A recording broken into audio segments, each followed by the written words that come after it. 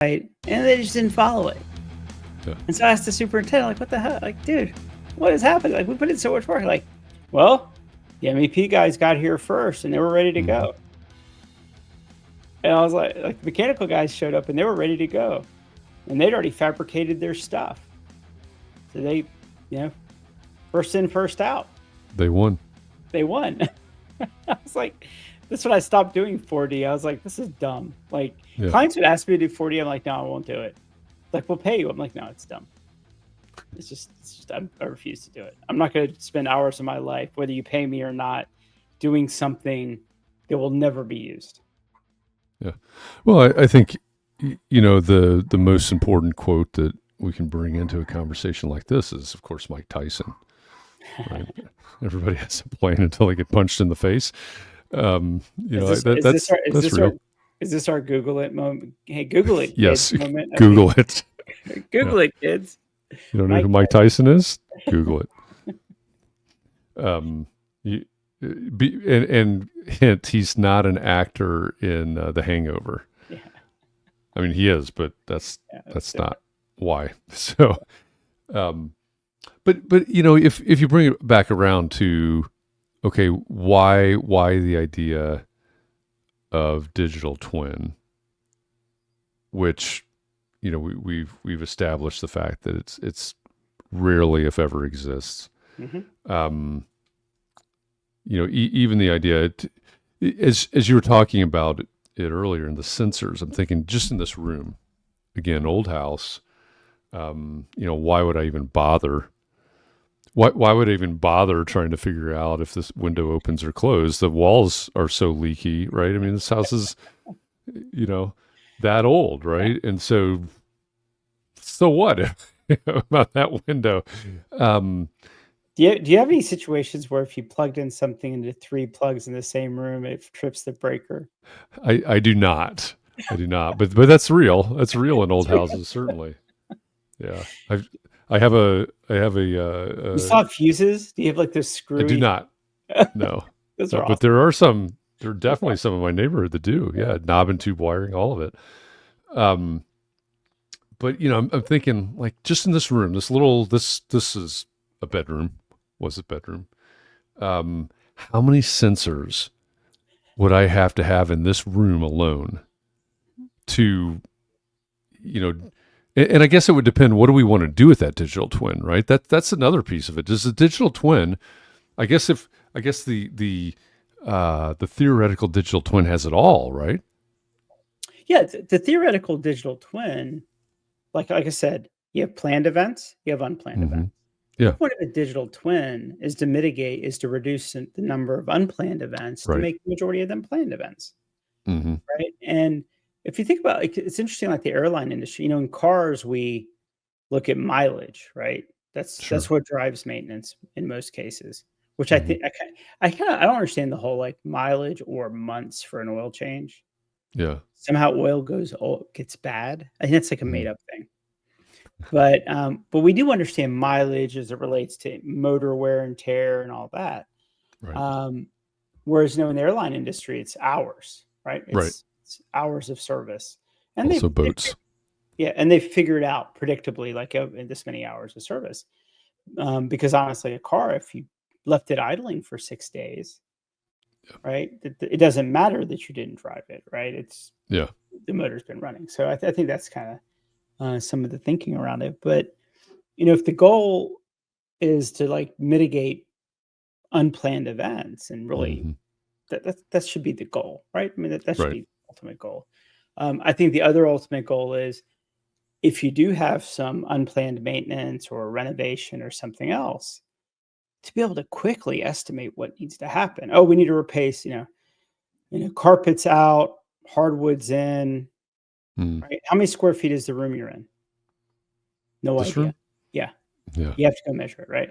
If you had a digital twin, you wouldn't have to measure it. You'd be at Home Depot and you have some wild hair. You watch a video and you're like, oh, I'm going to put in my own hardwood floors because that sounds like something I can do this weekend.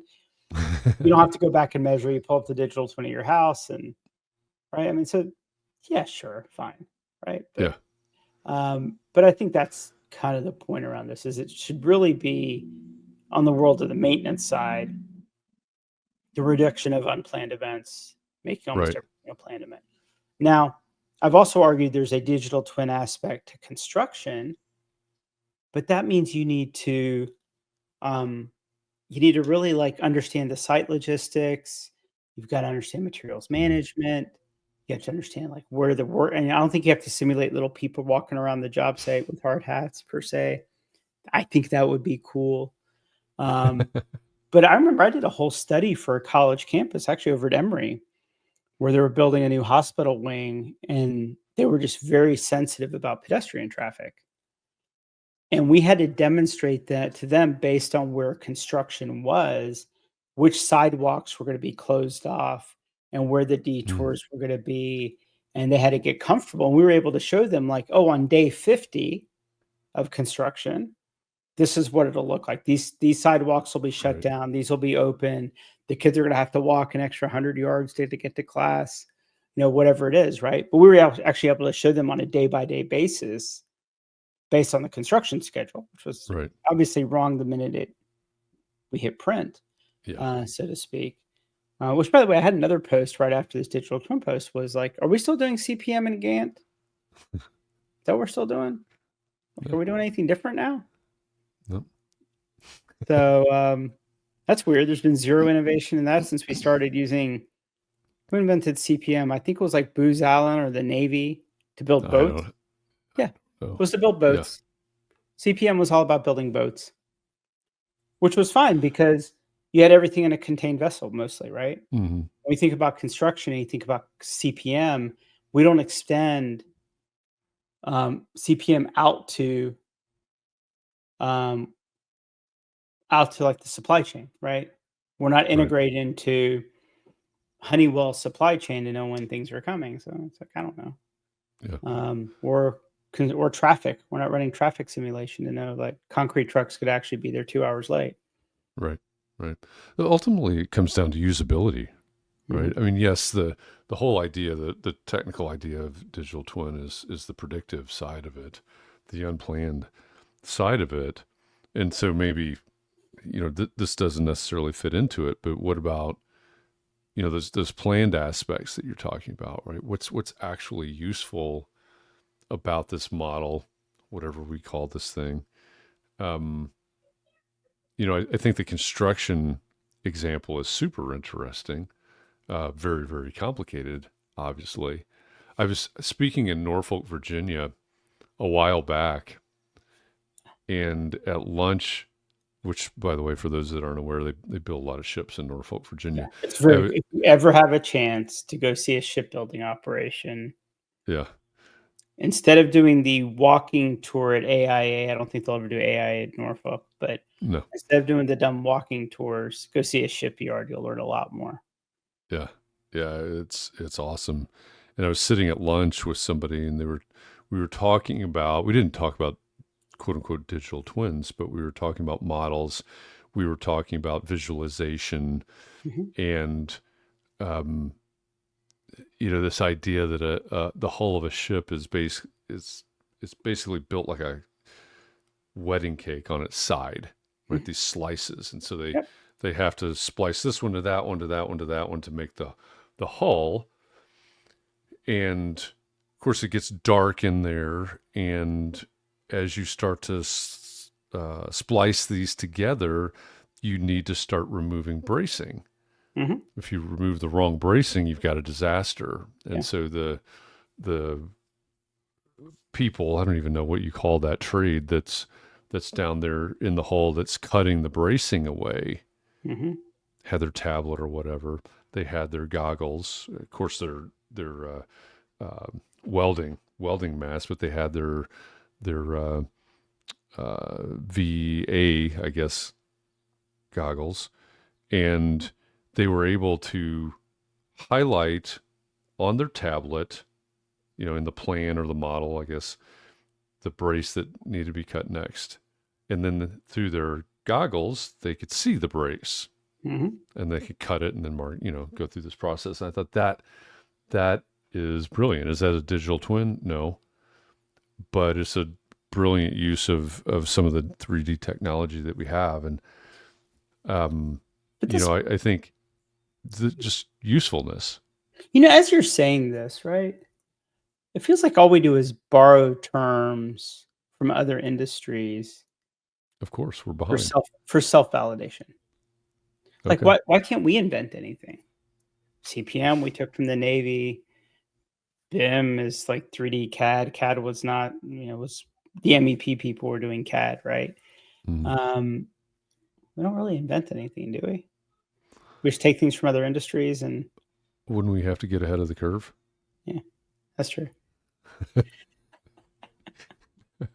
I don't. I mean, On a, I on don't a, know. let's go back to the digital twin topic for another hypothesis I have, right? Okay, shoot. I think we do a lot of digital tools under the name of optimization and that there's a Mm. benefit. Yeah, I think people are just afraid of going out into the field. I just think people want to be in their office or their cubicle or at home on their laptop instead of walking a job site. hmm, One of our founders is just like a fantastic founder of Track 3D, NK. yeah, He's like just a kind, amazing person, human, yes, right? yeah, Just absolutely, is, right? Just is, right? yeah. But when and he's from India, so when he launched Track 3D, funny story, and he loves telling the story, but I'll tell it for him. So he basically came to my website, filled out a form. I set up a call with them, liked what they were doing, and gave them a term sheet like 3 weeks later, and funded them like 6 weeks later. And he was like, "I thought you had to like know people in VC." I'm like, "No, you just reach out and I answer." It's like we operate a little bit differently, right? And so he's done fantastic, but he was from India, and so he moved here. And I told him, like, stop being on Zoom calls, stop shooting out emails. I'll help you get, some of your first clients.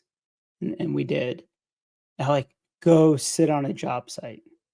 Just go Mm. spend all your time on job sites. And he would. He'd go 2, 3 weeks to see how his product was being implemented. He showed up to the job site. He talked to everyone because that's his personality. Right? He's one of those guys, he's gonna talk to everyone on the job site because it would be rude to do differently, right? It'd be rude to ignore anyone. The Yeah, guy pushing the broom, he's gonna go talk to, right? He's like I said, he's a better human than I. But he did it, and it's like it's such a big difference in him understanding the business. sure. I sometimes feel like the people that are on LinkedIn all day, present company included, the people that talk about the industry a lot, but don't or never on, I don't have my OSHA training anymore, Hmm. right? Like, it's like, Sure. Yep. there's those of us that just talk a lot, which is me, but I've been there before. I just choose not to anymore. But I think there's a lot of people that use technology as avoidance to going out to the job site. I'm gonna get someone to go fly a drone for me. I'm gonna sit behind my computer Oh, sure. and, Yeah, I see. it's like I think partly it's like maybe, maybe when you talk to the early and mid-career folks, right? Maybe Hmm. the first 3 months of the job, you don't get a laptop. You just go to the Mm. job site. You just go to the job site Here's your clipboard and a piece of paper and a red pen. and pay attention. Pay attention. Don't sit there on your computer. Don't sit there on your phone. Pay attention to what's going on. Ask lots of questions. Have a lot of curiosity about how the different trades are doing their job. And I think, like, for architecture and engineering, especially that are office jobs, it should just be a requirement. Instead, we're worried about people's, do you know how to use Revit in the latest version? Like, who cares about that? I mean, who cares? I mean, learning Revit is not some superpower. Mm. Knowing what to do with Revit is like probably more of a superpower. Yes, and I mean that's true of a lot of the emerging technology. Not that Revit is an emerging technology, but um, the idea that I heard somebody talking about, they used chat to do something, to write something or whatever it was, and they said it sucked. It's like, well, yeah, you have to learn how to use the tool in a way that actually moves the needle for you in some way, right? If you just say, hey, write something about this, it's gonna suck. Mm-hmm. But if you treat it, maybe as a for instance, if you treat it as your intern, how would you explain to the intern how to use this, right? There's you can use a pneumatic nailer, fantastic tool, Mm-hmm. and it could really suck, Mm-hmm. right? If you don't use it right, for a lot of reasons, it could. But yeah, I think there's a lot out there. I mean, obviously, what we're talking about here is what people say, what people call things, misnomers, perhaps. So there's definitely that side of it, and then there's the side, I think, of people not really knowing how to use the tools and not use them effectively, because we've talked about this before, right? Yeah. If you use AI just for efficiency, you're sunk. Yeah. But think about this, right? So now we have all the GPTs and we have all the stuff, right? AI stuff. And AI learns based on the users, right? Based on what we're putting in and all Mm-hmm. that. So specific to our industry, the people that are spending the significant amount of time in these AI tools are office people. Yeah. I don't think the superintendents are. So the body of knowledge that AI is being fed is from office people and somewhat theorists, Mm-hmm. right? In other words, if a superintendent, the guy that's been in, or gal that's been in the field all their life, if they were coordinating duct work, they're going to have a different point of view than maybe the MEP engineer, Right. right? Or the BIM manager at the MEP contractor, right? And so you think about that, the body of knowledge that AI is getting is most likely from the people with the least real world experience. Yeah. I And I'm think. sure that applies to every industry, not just ours. Yeah, absolutely. I think, and maybe this becomes a topic for another show. I think that's an age-old problem. Mhm. I think it's amplified now that we have AI and other emerging tech. But when I went to architecture school, kind of growing up around construction, uncles in construction, and friends of friends in construction, things like that. Almost every job I had when I was a kid, even all the way through architecture school, was somehow a construction related job. Framing, electrician, so on and so forth. And then I went to architecture school, and even after I graduated, see so few people coming through school or even out of school, even my bosses, Mhm. that had any construction experience at all. And so, maybe they were going out in the field, maybe they learned some things, but it was theoretical, right? They weren't swinging a hammer, they weren't turning a wrench, they weren't whatever. And I think we're still at that point now, right? If and there's pressure, get this done, get that done, faster this, whatever. But I think if on the design side, as a for instance, and I'll pick on that side because that's where I come from, but right, if we don't have firsthand knowledge of how to do this, then it doesn't matter what our tools are. Yeah. You know what's really funny? Buddy of mine, I won't name him, just raised a bunch of money for his AI startup.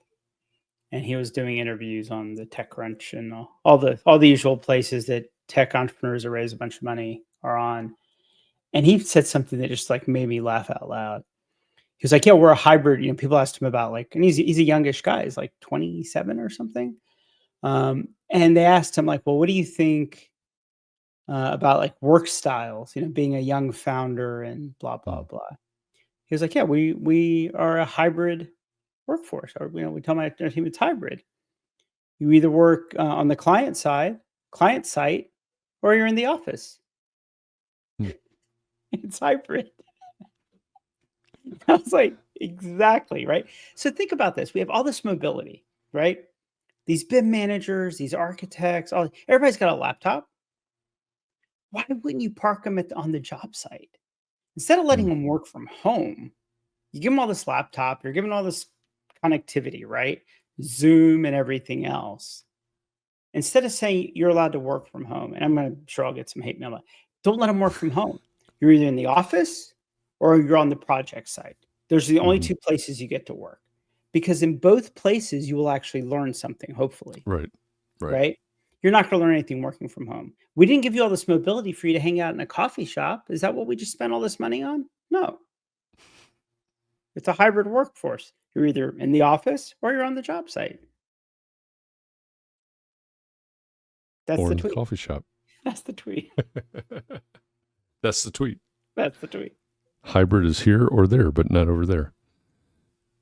I will tell you, I'm really missing, like, I have a little office in San Mateo, but, and so I've made some friends at my WeWork, right? And I will tell you, like, because I have some friends there and, you know, like, there's a social dynamic, but there's a little bit, you know, get off a shitty call and just someone to, like, talk to. My 3-year-old's tired of, like, hearing me talk about, you know, markups. Your 3-year-old therapist. Yeah, like, hey, dude, like, we need more DPI, and, or, you know, like, he's just tired of hearing about, like, my investment woes. But it is kind of interesting when you're in these, like, in-office dynamics, like, you kind of miss it, right? Like, when you're having a good day, a bad day, whatever. Yeah. And so I think we might all be getting to that point where we actually miss being in an office. Maybe. I think, you know, it's that one's going to be easy, or not easy. That one's going to be interesting to see how it plays out over time, because it's the paradigm has shifted or has broken, and hopefully, you know, it's an exploration now of what makes sense. And I think, you know, your argument and your friend's argument for job site or office, especially for maybe a younger person that's, and you've got supervision, right? And you've got mentoring and things that are necessary even through licensure processes. But, you know, what makes sense? You know, how do we get better at what we do? Is it working in a coffee shop? I don't know. I like coffee, but I really like coffee. Yeah, as do I. But I think there's this idea, though, like the balancing of the head. Like, if you can do heads down work at home, or if you can do heads down work at a coffee shop, you can also do it at a job trailer. Yeah. Right? That's all I'm saying. Like, and are you more likely to build a relationship, learn something new, whatnot on a job trailer? Right. You know, then I remember when I was a young engineer, you went out to the job trailer, you had meetings, but you had to get back to the office because your computer was back in the office, all your things were back in the office. Yeah. Took your handwritten notes back. Yeah. Like, why aren't we using mobility to be closer to the problems, closer to the projects versus further away from it? Yeah. Yeah, that's interesting. We should unpack that one. There's a lot to explore there. Yeah. All right. Okay. Well, KP and I have been unpacking his post. Let me start with the definition. A digital twin is a digital model of an intended or actual real-world physical products, system, or process, a physical twin that serves as a digital counterpart of it for purposes such as a simulation and integration, testing, monitoring, and maintenance. A digital twin is a set of adaptive models that emulate the behavior of a physical system in a virtual system, getting real-time data to update itself all along its life cycle. The digital twin replicates the physical system to predict failures and opportunities for changing, to prescribe real-time actions for optimizing and or mitigating unexpected events, observing and evaluating the operating profile system. So that last part of that definition right there is, we focused a lot on that in our conversation today. And I'm giving you that definition because the post, KP's post that we unpacked today, reads simply, in AEC, please never say digital twin ever again.